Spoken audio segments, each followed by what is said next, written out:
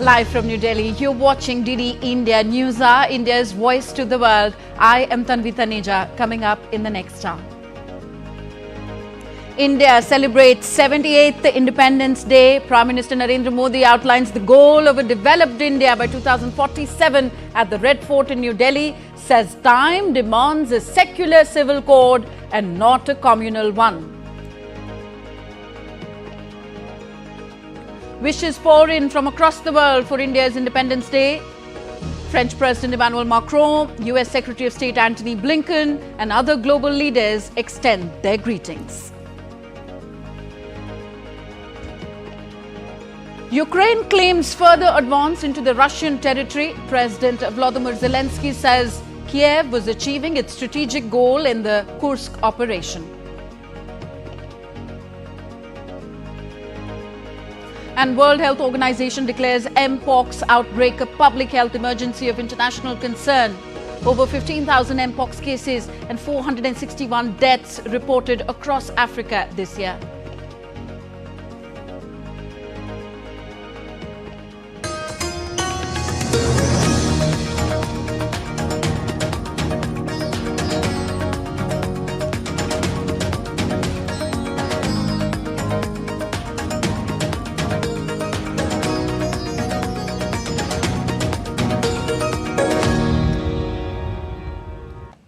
So India celebrates its 78th Independence Day today. On the occasion, Prime Minister Narendra Modi unfurled the national flag at the Red Fort in New Delhi for the 11th consecutive time.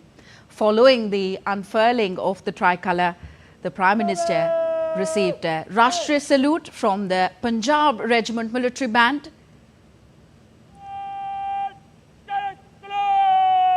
The Prime Minister also inspected the Guard of Honour, which consisted of 1 officer and 24 personnel each from the Army, Air Force and the Delhi Police.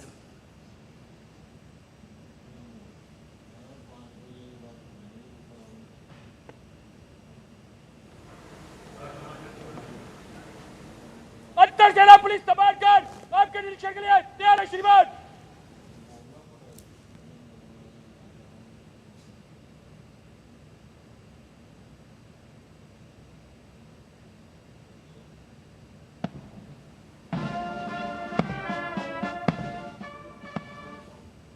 Addressing the nation from the ramparts of the Red Fort, Prime Minister Narendra Modi recalled the sacrifices people made for the country. आज जो महानुभाव राष्ट्र रक्षा के लिए और राष्ट्र निर्माण के लिए पूरी लगन से, पूरी प्रतिबद्धता के साथ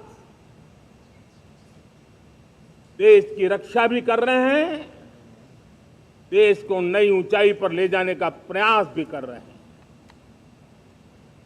चाहे वो हमारा किसान हो, हमारा जवान हो, हमारे नौजवानों का हौसला हो, हमारी माताओं बहनों का योगदान हो, दलित हो, पीड़ित हो, शोषित हो, वंचित हो, अभावों के बीच भी स्वतंत्रता के प्रति उसकी निष्ठा, लोकतंत्र के प्रति उसकी श्रद्धा, ये पूरे विश्व के लिए एक प्रेरक घटना है। मैं आज ऐसे सभी को आदरपूर्वक नमन करता हूं। The Prime Minister expressed sympathies to those families that have been affected by natural disasters. इस वर्ष और पिछले कुछ वर्षों से प्राकृतिक आपदा के कारण हम सबकी चिंता बढ़ती चली जा रही है। प्राकृतिक आपदा में अनेक लोगों ने अपने परिवारजन खोए हैं, संपत्ति खोई है, राष्ट्र ने भी पारावार नुकसान भोगा है। मैं आज उन सब के प्रति अपनी संवेदना व्यक्त करता हूं और मैं उन्हें विश्वास दिलाता हूं, यह देश इस संकट की घड़ी में उन सब के साथ खड़ा है। So Prime Minister Narendra Modi underscored the imperative of implementing key reforms towards making India developed by 2047, inspired by the legacy of India's freedom struggle. Speaking from the historic Red Fort in New Delhi, he presented a compelling call for a secular uniform code, one nation, one election, and opening the doors for youth in Indian politics. DD India's Rahul Upadhyay reports. On the occasion of India's 78th Independence Day, Prime Minister Narendra Modi unfurled the national flag at Red Fort in Delhi for the 11th consecutive time. Prime Minister received Rashtriya Salute from Punjab Regiment Military Band.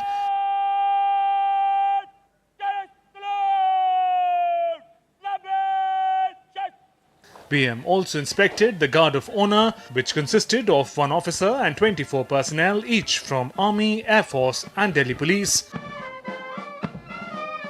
Addressing the nation from the ramparts of the Red Fort, Prime Minister recalled the sacrifices people made for the nation. He touched upon many issues of national importance in his nearly 100-minute speech. PM took a strong exception to crime and violence against women in the backdrop of widespread protests across the nation against West Bengal's horrific rape and murder case. Prime Minister Modi exhorted the state government to address the matter with utmost urgency. बीते वर्षों में women lead development model पर हमने काम किया है। Innovation हो, employment हो, एंटरप्रेन्योरशिप हो, हर सेक्टर में महिलाओं के कदम बढ़ते जा रहे हैं। लेकिन दूसरी तरफ कुछ चिंता की बातें भी आती हैं और मैं आज लाल किले से फिर बार एक अपनी पीड़ा व्यक्त करना चाहता हूं। एक समाज के नाते हमें गंभीरता से सोचना होगा कि हमारी माताओं, बहनों, बेटियों के प्रति जो अत्याचार हो रहे हैं, उसके प्रति देश का आक्रोश है, जन सामान्य का आक्रोश है। इस आक्रोश को मैं महसूस कर रहा हूं। इसको देश को, समाज को, हमारी राज्य सरकारों को गंभीरता से लेना होगा। महिलाओं के विरुद्ध अपराधों की जल्द से जल्द जांच हो, राक्षसी कृत्य करने वालों को जल्द से जल्द कड़ी सजा हो, वो समाज में विश्वास पैदा करने के लिए जरूरी है। मैं ये भी बताना चाहूंगा कि जब बलात्कार की या महिलाओं पर अत्याचार की घटनाएं घटती हैं तो उसकी बहुत चर्चा होती है, बहुत प्रचार होता है, मीडिया में छाया रहता है। लेकिन जब ऐसे राक्षसी मनोवृत्ति व्यक्ति को सजा होती है तो वो खबरों में कहीं नजर नहीं आती है, कोने में कहीं पड़ा रहता है। अब समय की मांग है कि जिनको सजा होती है उसकी व्यापक चर्चा हो, ताकि ऐसा पाप करने वालों को भी डर पैदा हो कि ये पाप करने की हालत ये होती है कि फांसी पर लटकना पड़ता है। और मुझे लगता है कि ये डर पैदा करना बहुत जरूरी है। Prime Minister assured that the government's commitment to economic reform is unshakable. He also made a strong pitch for uniform civil code. He said laws that divide the country have no place in a modern society and must be done away with.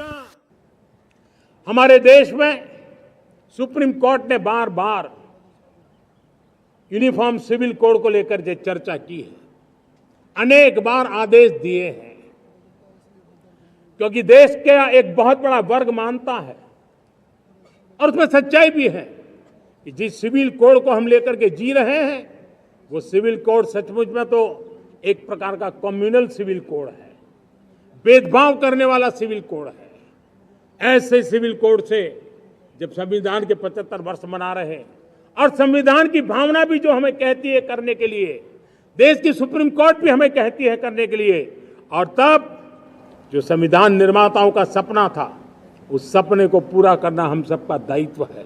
और मैं मानता हूं इस गंभीर विषय पर देश में चर्चा हो, व्यापक चर्चा हो, हर कोई अपने विचारों को लेकर के आए और उन कानूनों को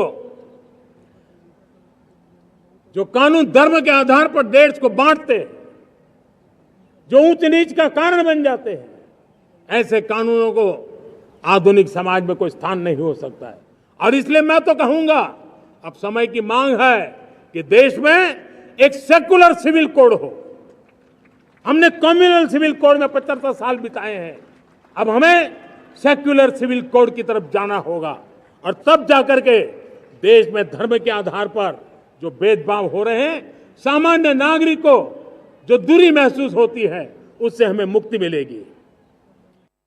Prime Minister also underlined once again the importance of one nation, one election, urging political parties to embrace the idea of having simultaneous polls. PM mentioned the crisis in Bangladesh. He said India remains concerned about safety of Hindus and other minorities in Bangladesh. Bangladesh में जो कुछ भी हुआ है, उसको लेकर पड़ोसी देश के नाते चिंता होना, मैं इसको समझ सकता हूं। मैं आशा करता हूं कि वहां पर हालात जल्द ही सामान्य होंगे।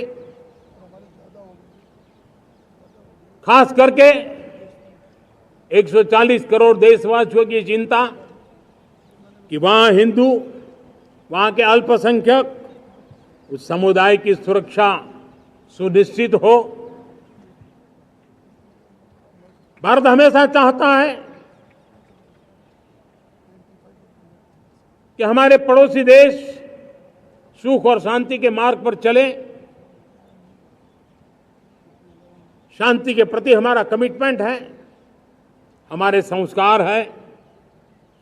हम आने वाले दिनों में बांग्लादेश की विकास यात्रा में हमेशा हमारा शुभचिंतन ही रहेगा, क्योंकि हम मानव जाति की भलाई सोचने वाले लोग हैं। Concluding his speech, Prime Minister acknowledged the greetings of people gathered at the Red Fort. Crowds were seen jostling with one another to shake hands with Prime Minister and take selfies with him. PM also went to the enclosure where school children were present and acknowledged their love and affection. Rahul Upadhyay's report for DD India.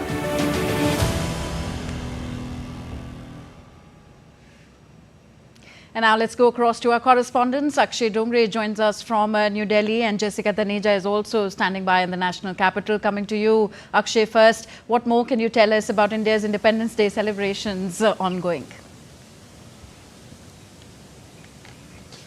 Well, it's being celebrated across the country. In fact, we all have seen the visuals coming in from different parts of the country, from the ramparts of the Red Fort. Prime Minister Narendra Modi has talked about the present of the country, the future of the nation as far as the journey of developed India by 2047 is concerned, and the past as well. And summing up all of these issues, Prime Minister has highlighted all the broad points, be it women's safety, be it safety of women across the country, be it issues of casteism, be it issues of communalism. All that plagues India was discussed and was talked about by the Prime Minister, where he has said that we have to shed the shadow of the past to move ahead. And in fact, moving apart from the Red Fort celebrations, there were celebrations at the National War Memorial as well, where the President of India paid homage to the soldiers that who have lost their lives while serving the nations ever since the country has gotten its independence. The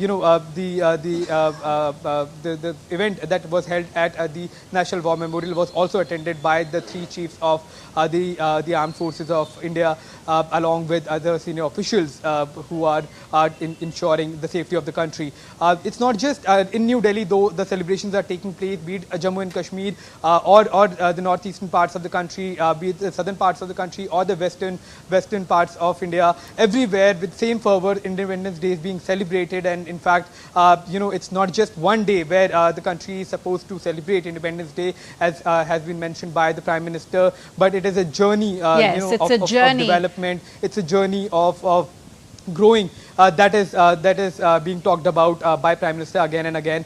So that is what the country has to follow. In fact, from the words of Prime Minister himself. Yes, thanks, Akshay. Coming to you, Jessica. Now, Prime Minister Narendra Modi in his address today also said that he felt the rage and pain of people towards atrocities committed towards women. And of course, this was a reference, a veiled one though, to what we are seeing in Kolkata, doctors, junior medics rape case. So how do you assess when Prime Minister Modi says this from the ramparts of the Red Fort? Well, certainly his concerns seem to have given voice to the incident that took place, a horrific incident rather, that took place in Kolkata, where the female doctor, the 31-year-old, was in fact, as believed by the preliminary reports, was raped, and further atrocities. Of course, she faced further atrocities that are sort of difficult to tell on television right now. I'm sure everybody's read those details, but the Prime Minister did make it a point to echo the national sentiment right now. And Tanvi, as you pointed out, you saw what happened last night as well. Despite the peaceful protest by women, not just in Kolkata, but across the country, and particularly in Kolkata, where the protesters were met with force and the police again on the wrong side of the entire justice system. So again, the Prime Minister echoing those voices and those concerns certainly seem to have found some kind of resonance today, especially for women who desperately are asking for a safer place, no less. And India again witnesses something as horrific as what it saw in Delhi in 2012, and of course a lot not changing in terms of how justice is meted out. Yes.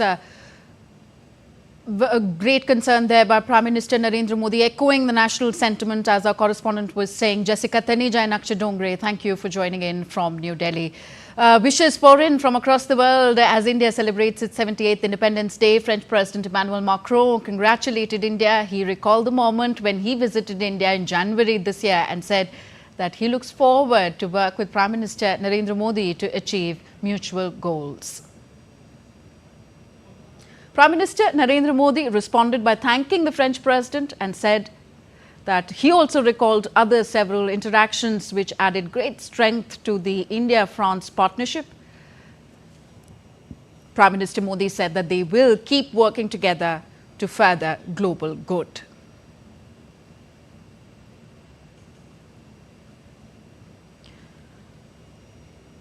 Bhutanese counterpart also extended wishes. He said that he wished for the special friendship between India and Bhutan to grow even more stronger. Nepalese Prime Minister also extended his wishes to India. He said that may this day strengthen the bonds of friendship and cooperation between India and Nepal. He said that he looks forward to advancing Nepal-India relations. And President of Maldives, Dr. Mohammad Muizzu, also was one of the first global leaders to wish India. He said that India-Maldives enduring friendship rooted in history has evolved to foster prosperity and development in the Maldives and the region. He added that he is confident that India and Maldives partnership will continue to strengthen, driving mutual prosperity and shared goals. Lauding the ties between the two nations, U.S. Secretary of State Antony Blinken extended greetings to India on the occasion of the 78th Independence Day. In a statement issued on Thursday, Blinken celebrated India's rich and diverse history while expressing optimism for U.S.-India relations. He also emphasized the deep bond shared by India and the U.S., founded on a mutual commitment to democracy, freedom and human dignity. He extended joyous Independence Day greetings to those celebrating in India, the United States and globally through the rich Indian diaspora. A flag hoisting ceremony was held at the Embassy of India in Japan to celebrate the 78th Independence Day. The event took place at the embassy premises in Tokyo with a gathering of Indian expatriates, embassy staff and friends of India from the local Japanese community. This celebration at the Embassy of India in Japan was not only a tribute to India's independence but also a reaffirmation of the close and friendly relations between India and Japan. The Indian community in the United Arab Emirates celebrated India's 78th Independence Day with enthusiasm and patriotic fervour across multiple venues in the country. Flag hoisting ceremonies, cultural performances, official addresses marked the occasion at the Indian Embassy in Abu Dhabi, the Consulate General in Dubai, and various community centres throughout the Emirates. In Abu Dhabi, Ambassador Sanjay Sudhir led the celebrations by raising the Indian flag at the embassy. In his address, he highlighted India's remarkable progress and its strengthening ties with the UAE.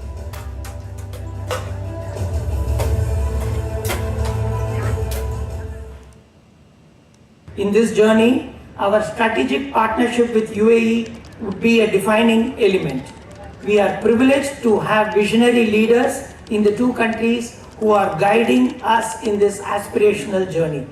I would like to thank the government of UAE and the rulers of all the Emirates for their kindness in giving the due space to the Indian community to practice their vocation and faith. On the occasion of the 78th Independence Day, Prasar Bharati Chairman Navneet Kumar Sehgal hoisted the national flag at the Doordarshan Bhavan in New Delhi.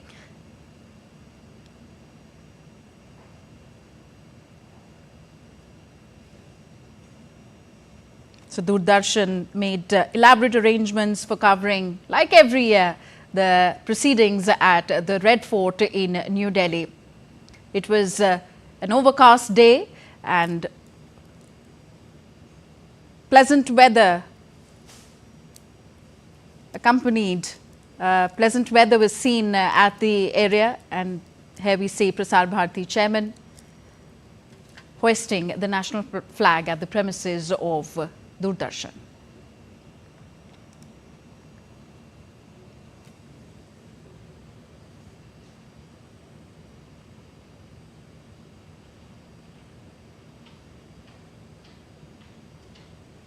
And now let's also bring you the colors of freedom from different parts of India.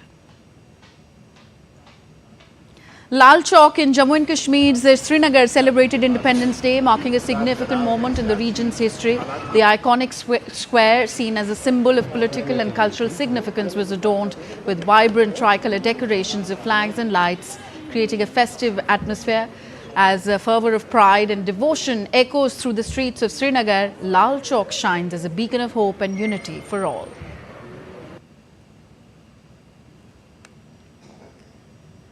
In a video shared on social media site X, Ambassador of Norway to India, May-Eline Stene, extended her wishes to the nation as India celebrates its 78th Independence Day today. The theme for this year is Viksit Bharat 2047, that states that government's efforts to transform the country into a developed nation by 2047. To commemorate India's 78th Independence Day, sand artist from the southern state of Odisha, Sudarshan Patnaik, created a sand art highlighting the Har Ghar Tiranga campaign. The art featured a girl and a boy holding the national flag in their hands.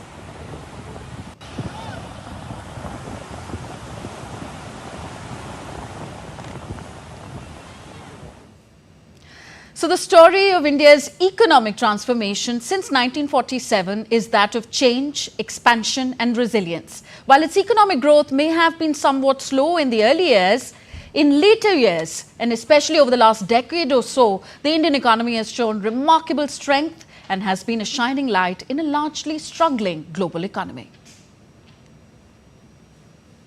For several years now, almost all the world's major economies have been struggling with extremely low rates of economic growth. Thus, the USA's GDP growth rate stood at just 2.5% in 2023, France grew at 0.9% and Britain at just 0.1%. Even China, once the world's economic powerhouse, has seen its economic growth slip sharply with no signs of any significant recovery. Amidst this dismal global economic scenario, one country, India, has stood out as a shining example of solid economic growth and hope for the world's economic future. The statistics speak for themselves. In 2024 fiscal year, at a time when the major economies were still struggling, India posted a handsome GDP growth of 8.2%, exceeding everyone's expectations for the third consecutive year. What's more, since 2014, India's GDP has grown by 162%, 10 years ago, India was the world's 11th largest economy. In 2021, it surpassed the United Kingdom to become the world's 5th largest economy, and it is projected to become the world's 3rd largest economy by 2030. When India completes, let's say in 2047, we'll be the 3rd largest economy, maybe a $40 billion economy. Even now, in the next, I think by 2029, we'll be the 3rd largest economy. So only the US and China will be ahead of us. So that's a big progress the country is making.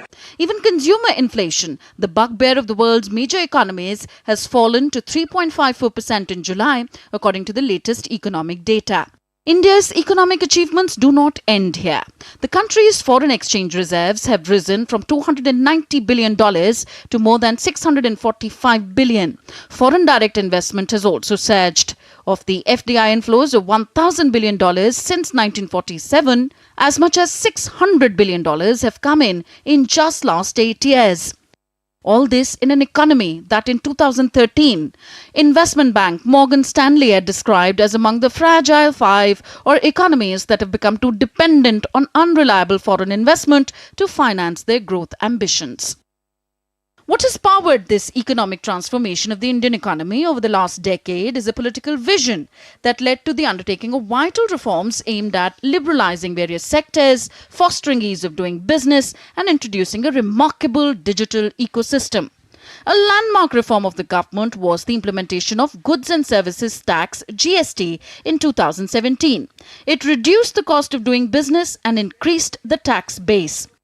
Additionally, corporate tax rate reduction has contributed to a remarkable rise in the ease of doing business ranking from 130 in 2010 to 63rd in 2019.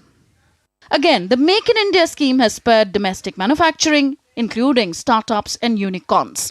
More recently, the Production-Linked Incentive (PLI) scheme has boosted domestic production in key industries such as that of mobile phones, defense equipment, the toy industry, and renewable energy. Amid all this, fiscal deficit has been kept well in control. Testifying to the surging strength of the Indian economy, the Sensex at the Bombay Stock Exchange has more than tripled from less than 24,000 in 2014 to more than 79,000 now. As a result of all these efforts of the government, International Monetary Fund Executive Director and former Chief Economic Advisor of India, Professor K.V. Subramanian, firmly believes in India's growth potential. Using good data and economic analysis, economic logic, I've predicted that India can be a $55 trillion economy. This is important because if we grow at 8%, we can indeed be a $55 trillion economy. Thus, as India proudly celebrates its 78th Independence Day, its robust economic growth is leading the world at a time of formidable global economic challenges, and with a clear-sighted political leadership and a focus on infrastructure, investment and economic reforms, the Indian growth story may just be revving up. Tanvi Taneja for DD India.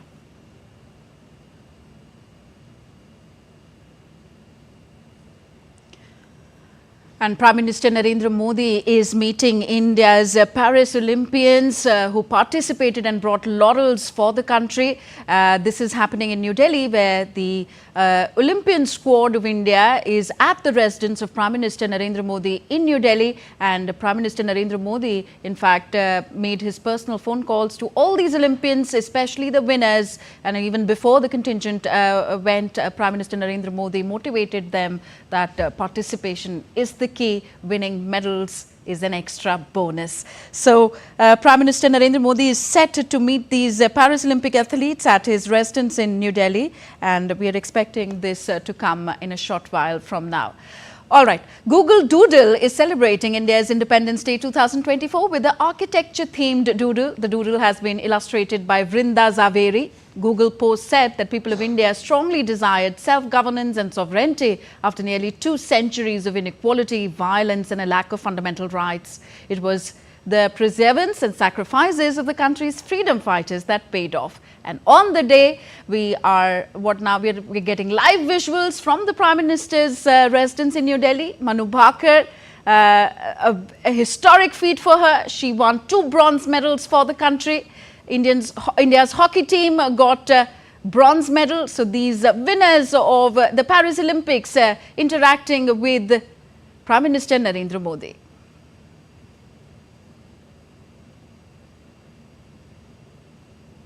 The hockey team there with their proud hockey stick and their illustrious medal there. Manu Bhaker, Sarabjot Singh.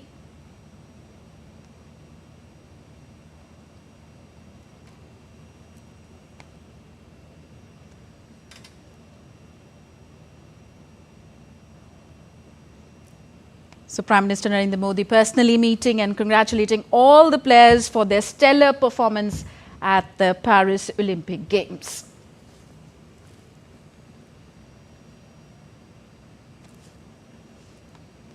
Prime Minister Narendra Modi met the Indian Olympic contingent at his residence.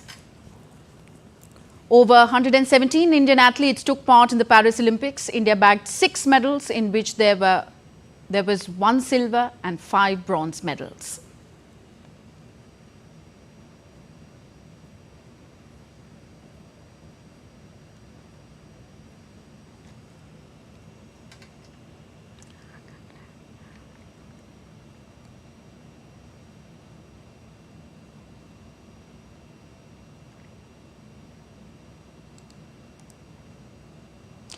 Neeraj Chopra and PV Sindhu are not attending this event.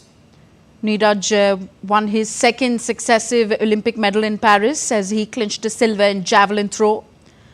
On the other hand, PV Sindhu missed out on a historic hat-trick of medals, bowing out in the round of 16. But our stars Manu Bhaker there.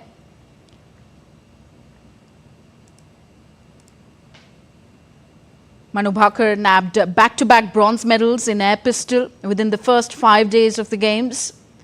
And it felt like the beginning of a triumphant story.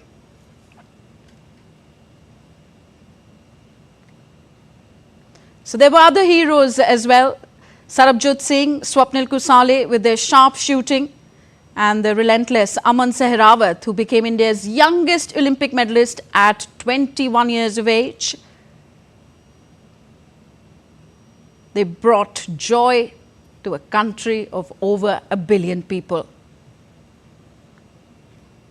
The men's hockey team, despite being in the group of death with Belgium, Australia and Argentina, glided into the knockouts as the second place team after a historic long-awaited win over the Aussies. And even with a man down and after an early red card to Amit Rohidas in the quarterfinals, the team prevailed over Great Britain in a dramatic shootout. PR Srijesh, the wall from Tokyo, stood firm once again, ensuring that India won the consecutive Olympic bronze medals with a 2-1 win over Spain. Neeraj Chopra, of course, our silver lining threw further than his Tokyo gold-winning mark, but had to settle for a second place. Neeraj Chopra not attending this event in New Delhi.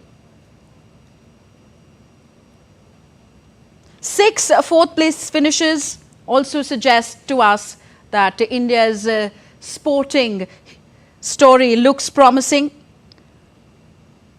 And of course, the mental toughness of Vinesh Fogart is something we will all remember as Indians. She missed out on a joint silver, but her story, her toughness, her resilience to that wrestling event won all our hearts. You're watching DD India News Hour, still to come on the show. The fate of the Gaza ceasefire hinges on a new round of truce negotiations scheduled in Doha today. Sri Lanka's National Election Commission accepts nominations for the 2024 presidential election today. And Taylor Swift set to close out on the European leg of her Eras tour with 5 nights at London's Wembley Stadium.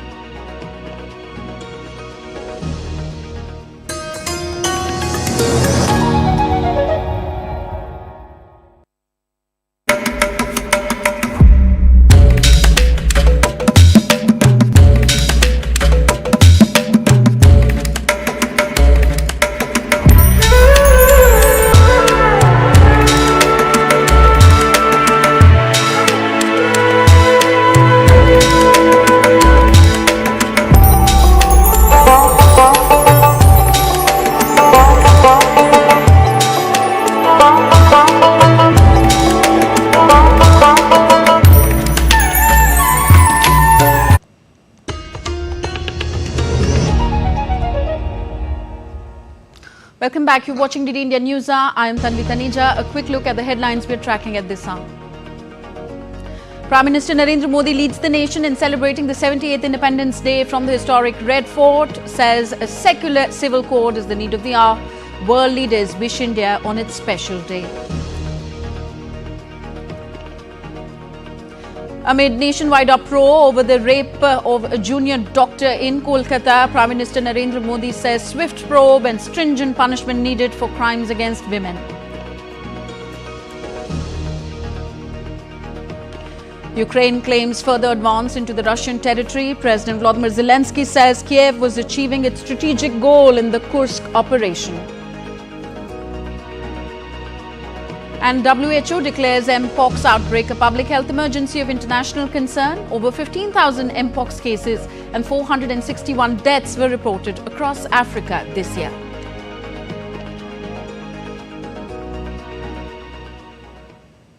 The ongoing conflict between Russia and Ukraine has escalated into a complex, volatile situation. Russia has declared a federal-level emergency in the Belgorod region, which borders Kursk, as Ukraine pressed deeper into Russian territory.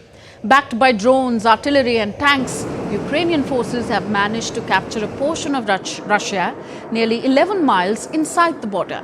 Russian authorities are evacuating the Glushkov district, home to 20,000 residents, according to Kursk's acting governor.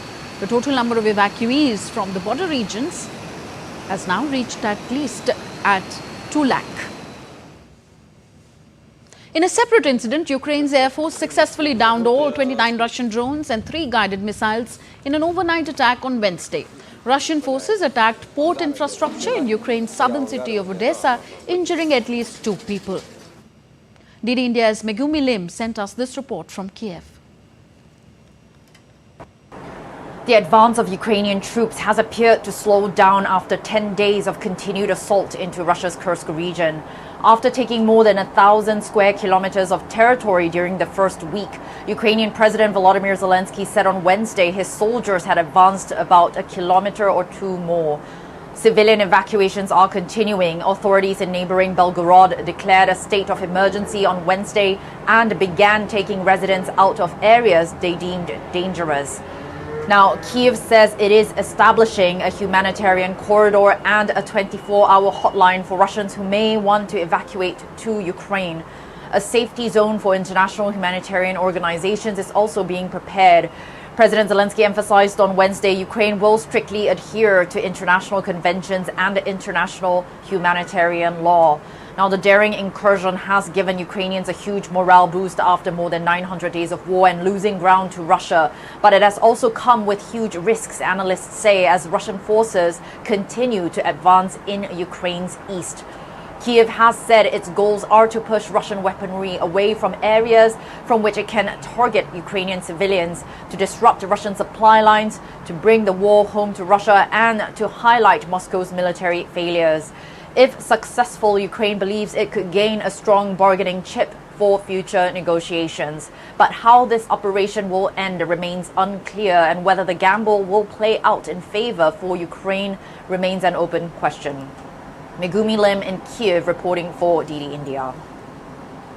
On to the Israel-Hamas conflict now. Israel's military operations in Gaza continued on Thursday with artillery strikes targeting Gaza City and Khan Yunis in an effort to neutralize Hamas operatives. The Israeli army also released footage of airstrikes on alleged Hezbollah targets in Lebanon's Mari'au, a predominantly Christian town near the Israeli border.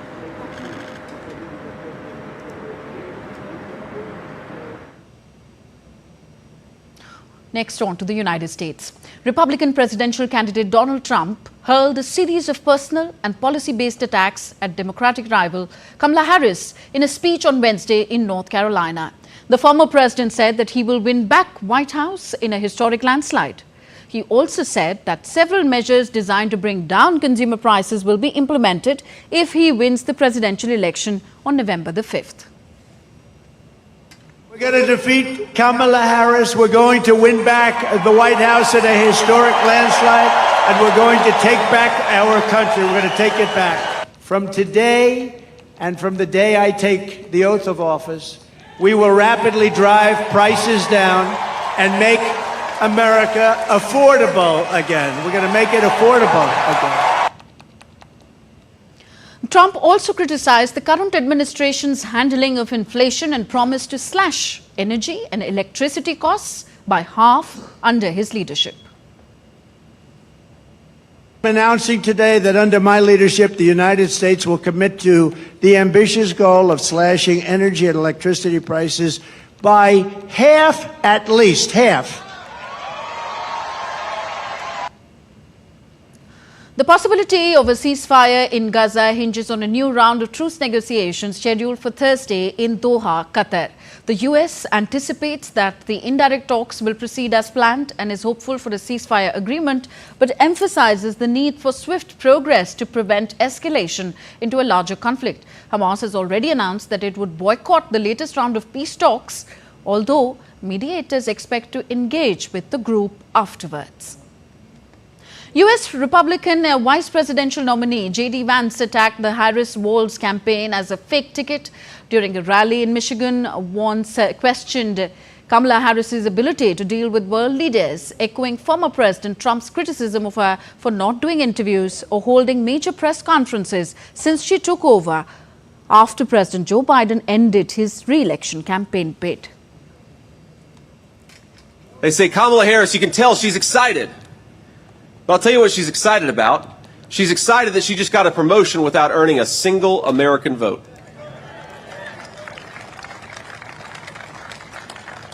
She says she's having fun.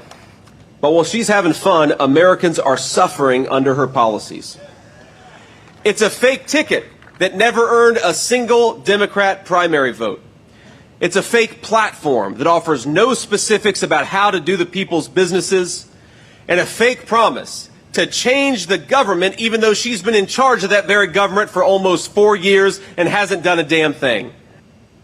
Meanwhile, Democratic vice presidential nominee Tim Walz has agreed to debate his Republican rival J.D. Vance on October 1st, which is one of the dates for a debate proposed by CBS News Network. On the other hand, Vice President Kamala Harris and Republican nominee Donald Trump are scheduled to debate on ABC News Network on September the 10th.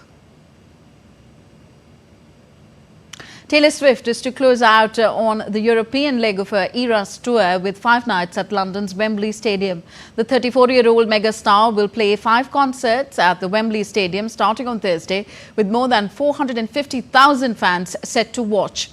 Fans at Wembley will enter through metal detectors and are only allowed to bring one small bag. Glass and metal containers, laptops and umbrellas are all banned, while British police have said that there is nothing to indicate that events in Vienna would impact the appearances at the Wembley Stadium. Security is said to be tight. The biggest party in Thailand's caretaker government met on Thursday to choose a successor for dismissed Premier Srettha Thavisin. A day ahead of a pivotal parliamentary vote on a new Prime Minister, Thailand's Palang Pracharat party will support coalition partner Pheu Thai's candidates for Prime Minister.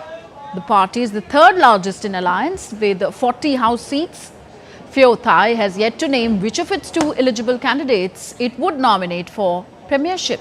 Thailand's Constitutional Court on Wednesday dismissed Prime Minister Srettha Thavisin for appointing to his cabinet a former lawyer who served jail time.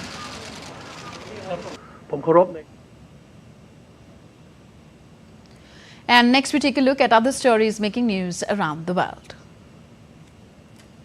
Nominations for the presidential election 2024 in Sri Lanka were filed at the National Election Commission in Colombo. Election Commission will provide a period to file objections, after which it will announce the candidates eligible to contest. The presidential elections will be held on 21st of September this year.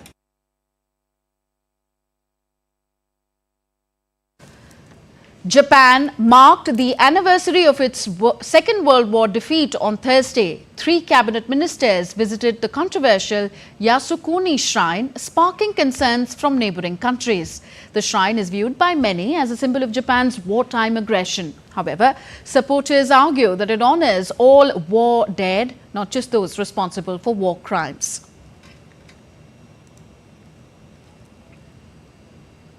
On the occasion of 79th anniversary of independence from Japan's colonial rule after the Second World War, South Korean President Yoon Suk-yeol made a fresh outreach to North Korea and said that he was ready to begin political and economic cooperation if North Korea takes just one step towards denuclearization.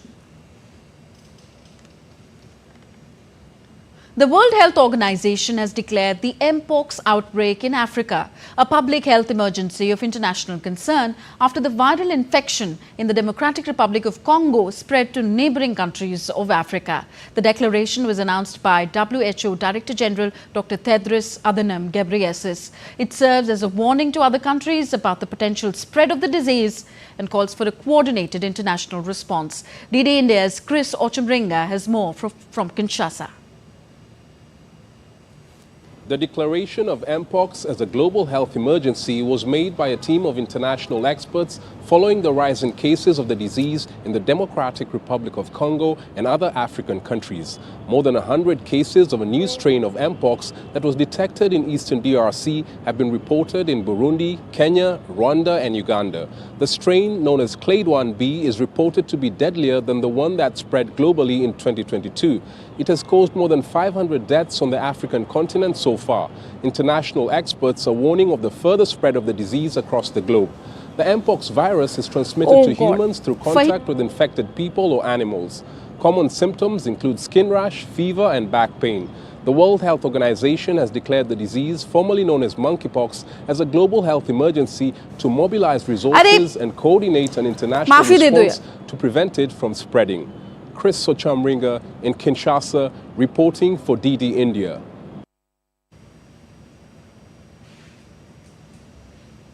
You're watching DD India News. Are still to come on the show. Indian Olympic Association explores further legal options after the Court of Arbitration for Sport dismissed Vinesh Phogat's plea for joint silver.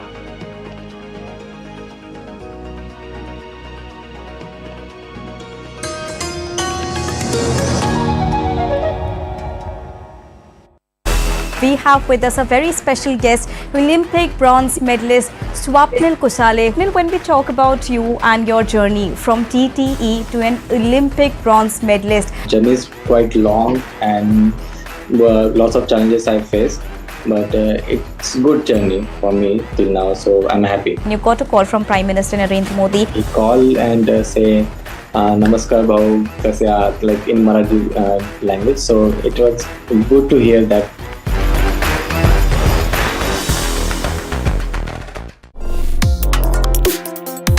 Complex issues, hidden agendas, twists and turns, strategic games. We think all dots are linked. We just need to connect them. Join me every week as I connect the dots to unravel hidden designs in statecraft, mysteries, and decode issues that matter to you. Watch Connecting the Dots with me at these times on DD India.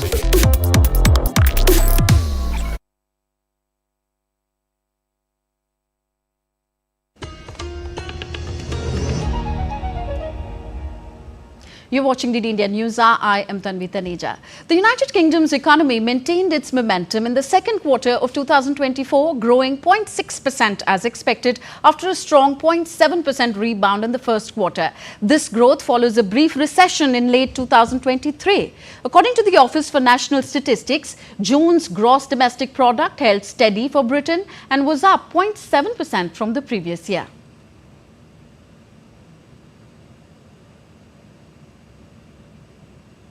Japan's economy also experienced a robust 3.1% annualized growth in the second quarter, surpassing expectations and bouncing back from a weak start to the year. The Bank of Japan anticipates a sustained economic recovery, which will help inflation reach its 2% target, justifying further interest rate increases after the last month's hike. And time now for some sporting action. Indian athletes who took part at the Paris Olympics 2024 attended the Independence Day celebration at the Red Fort in New Delhi. The athletes included Indian men's hockey team who bagged consecutive bronze medals at the Olympics. Double bronze medalist shooter Manu Bhaker was also in attendance at the 78th Independence Day celebration in the national capital. Addressing the nation from the ramparts of the Red Fort, Prime Minister Narendra Modi congratulated the athletes who took part at the Paris Olympic Games and won medals for the country.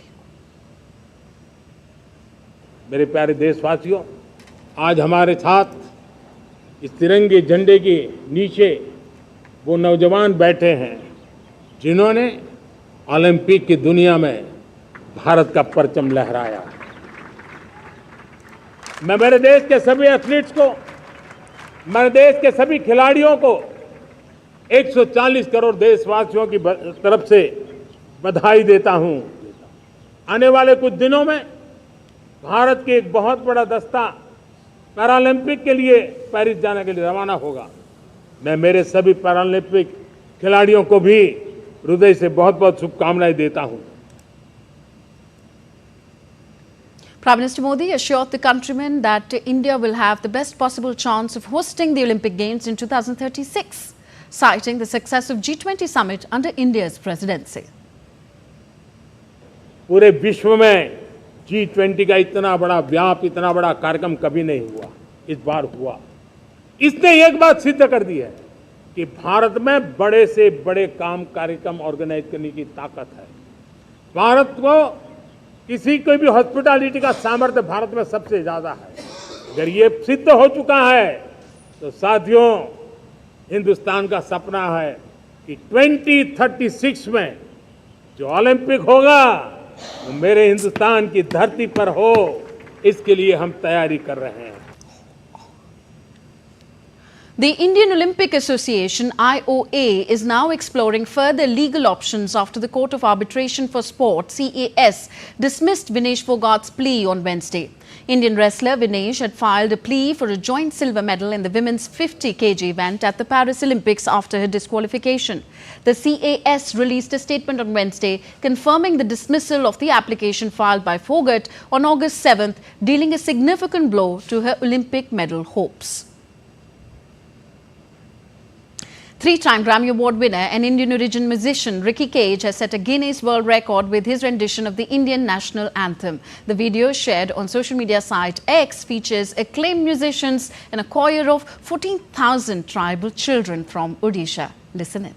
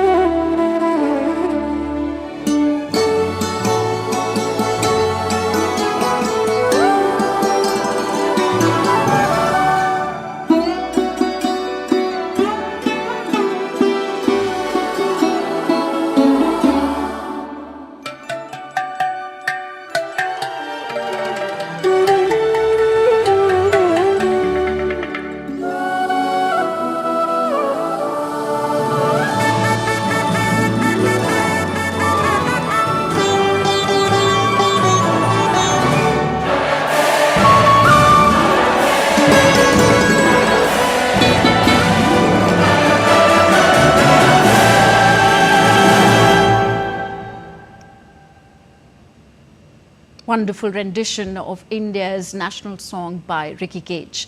That's all for this edition of DD India News Hour. Do let us know your thoughts on the news of the day. Connect with us on our different social media handles on Facebook, X, that's Twitter, and Instagram at DD India Live.